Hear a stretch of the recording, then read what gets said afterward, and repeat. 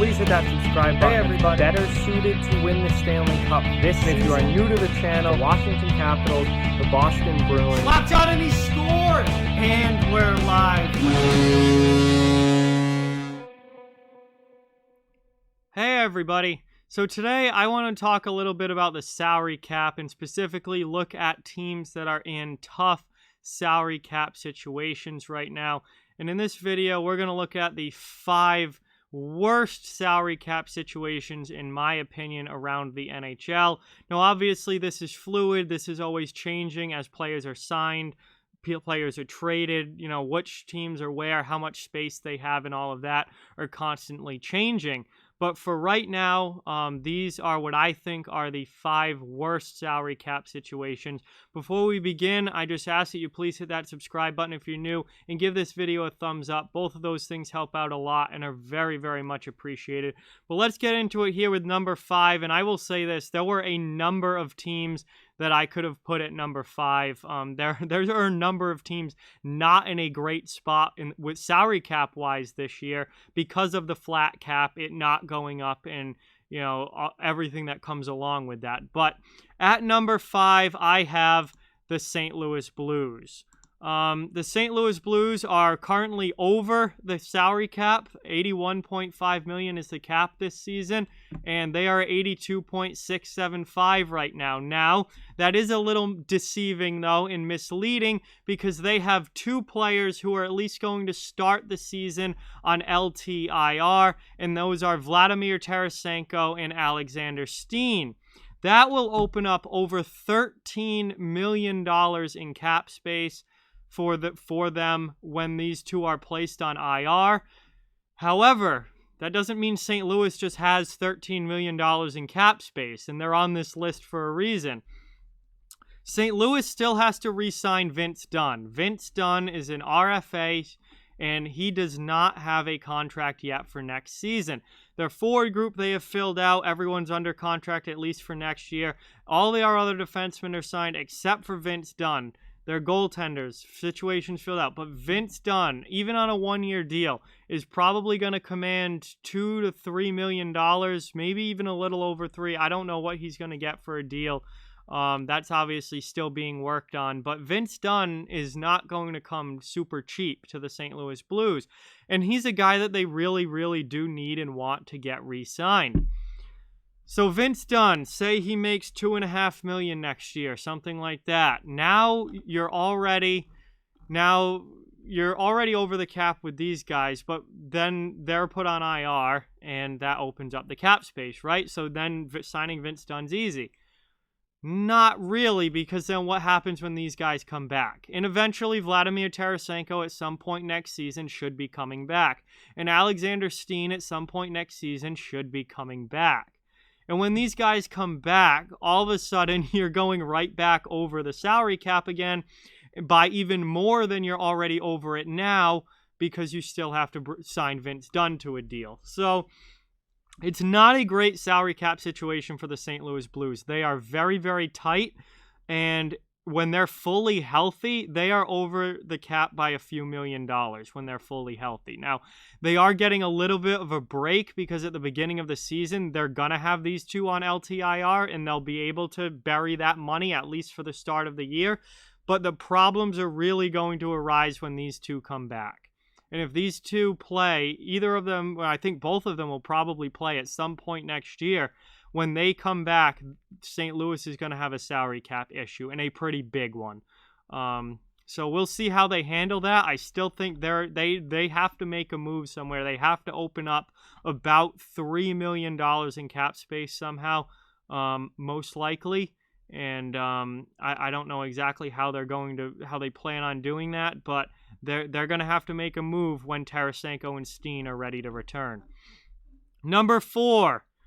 The New York Islanders, who right now have quite a bit of open cap space. You see $8.9 million here in projected cap space on Cap Friendly. That's also very, very deceiving here, because Matthew Barzal, what does that say right there for next season? He is still an RFA. They do not have Matt Barzal signed. Ryan Pulock, also an RFA. They do not have him signed either. So they have two major RFAs who are not yet signed. And sure, they have $8.9 million in cap space right now. Pulock and Barzal put together are going to cost more than $8.9 million by quite a bit. They're going to cost quite a bit more than $8.9 million. So New York, the Islanders are not in a great cap situation here because they are going to go over when they sign Barzal and Pulock. However, New York is not higher on this list because they have options for dumping cap that a lot of other teams don't. The first one that comes to mind here is Andrew Ladd. It will be very, very easy for them to just waive Andrew Ladd, send him down to the minors, and get rid of that $5.5 million off of your cap hit. And that would be massive for the New York Islanders to get Ladd's contract waived and gone.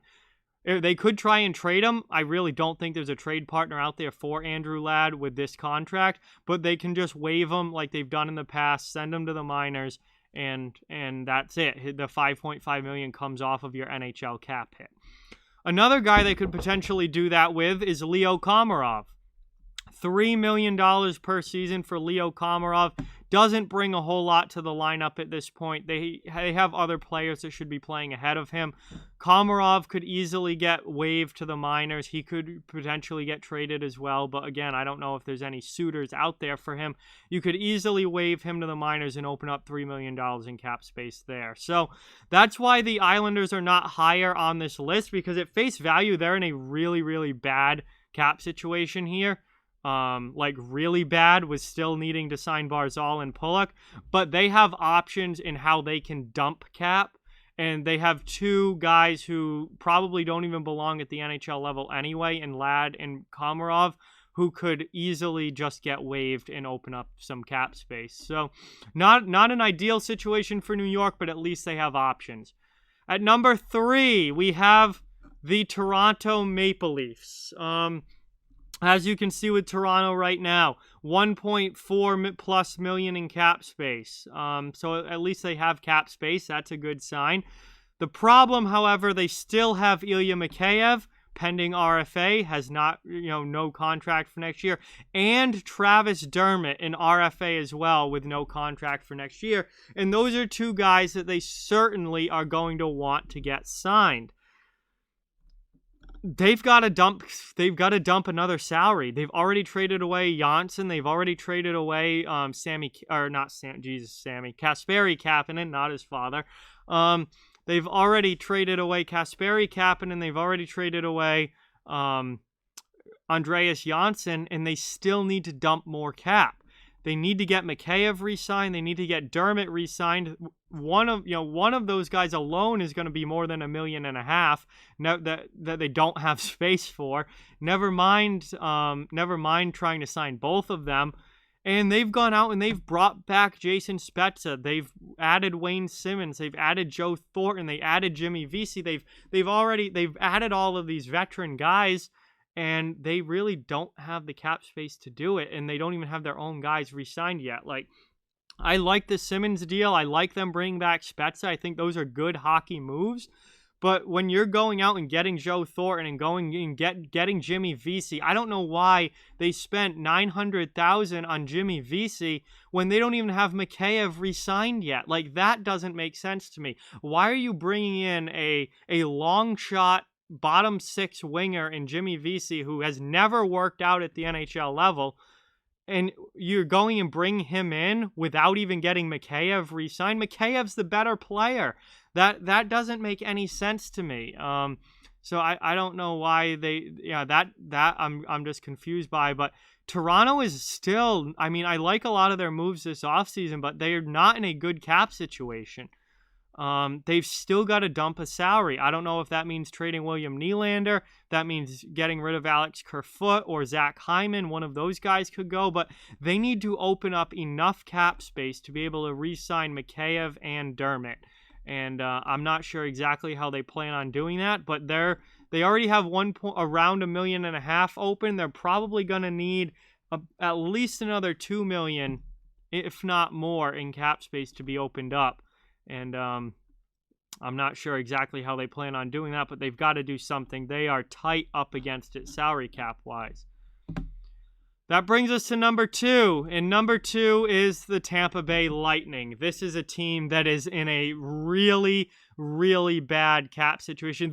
When we get to these last 2, we're talking really bad, like major moves need to be made. So if you look at Tampa Bay right now, they've got $2.89 million in cap space. That's deceiving because it's not entirely true. Yeah, well, actually, Cap Friendly hasn't taken Tyler Johnson off yet either, and Tyler Johnson was waived, so they're going to be able to bury that $5 million most likely. So, all right, add Tyler Johnson $5 million, and you're looking at $7.89 million in cap space. That doesn't sound too bad. You've got almost $10 million cap space. You should be fine, right?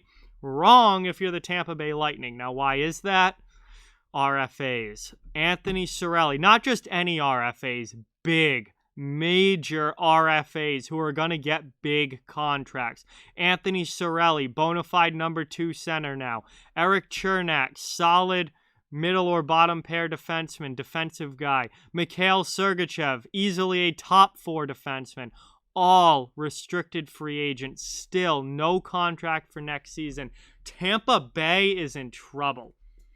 Because even if they have $8 million in cap space, that will sign maybe Chernak and Sergachev. That doesn't sign Cirelli. Or maybe that signs Cirelli and Chernak, but it doesn't sign Sergachev. They have some work to do if they're going to be able to get Cirelli, Chernak, and Sergachev all re-signed. They have some major work to do. They still have significant salary that they need to dump.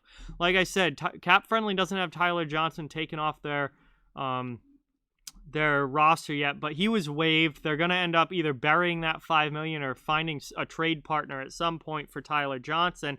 They still need to make another move, whether that's Alex Killorn, whether that's Andre Palat, whether it's Yanni Gourde. They still have to make another move and dump some more salary before they're going to be able to re-sign Cirelli, Chernak, and Sergachev. So there's while it looks at face value right now, they have some cap space, they really don't.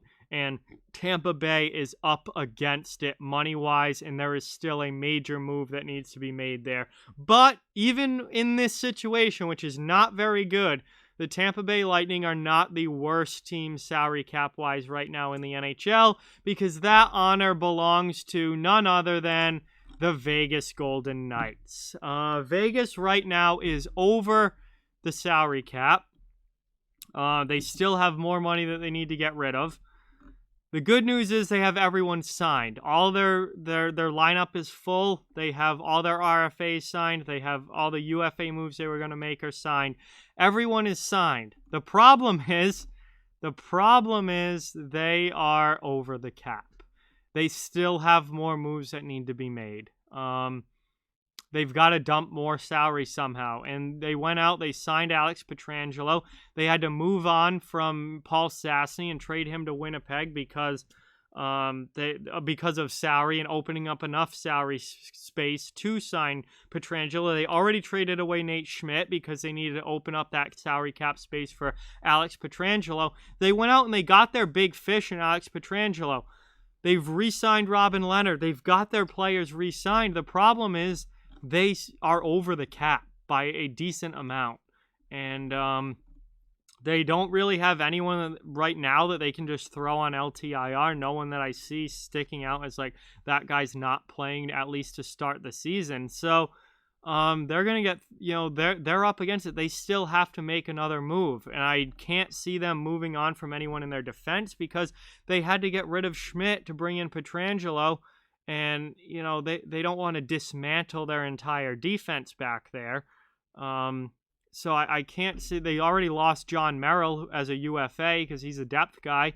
They've got to take someone out of this forward group, I would think. Someone like a Marchessault, maybe a Riley Smith. I can't see them moving on from Alex Tuch. He's only 24. I think he's a guy that they want to build around.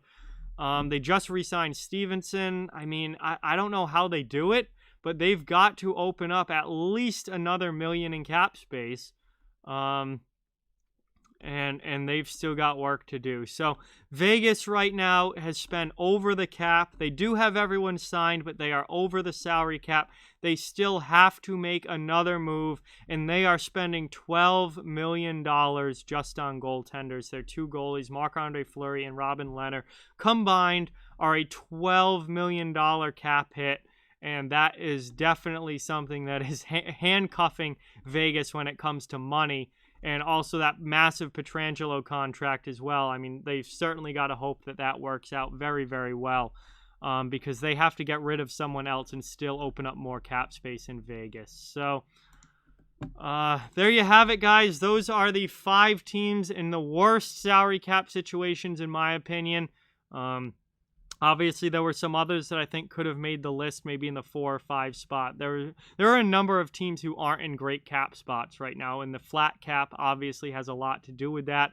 But at the end of the day, I think that those teams are in the 5 worst situations, at least right now. So with that, like, comment, share, subscribe, follow on social media. All those links are down in the description. If you'd like to further support the channel, the links to our Patreon and merchandise store are down in the description as well. Keep spreading the word about this channel. Let's keep this thing growing. Thank you very much for watching. I hope you enjoyed the video, and I'll talk to you guys soon.